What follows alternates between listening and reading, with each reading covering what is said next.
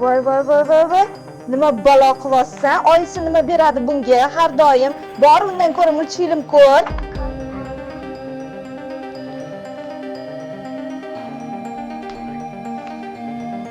Bola nutqining shakllanishida barmoqlarning harakatlarining roli juda muhim hisoblanadi.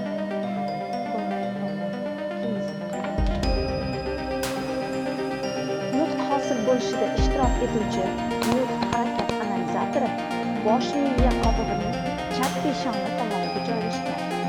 Aynan shu markaz nutq tizimining samarali rivojlanishida muhim ahamiyatga ega. Mayda qo'l motorikasini bolalarda rivojlantirish uchun plastindan turli xil narsalar yasash, rasm chizish, marjonlarni qadash, xizmat qilishga o'rgatish, har xil didaktik ilmiy materiallardan foydalanish. Bu boladagi barcha psixik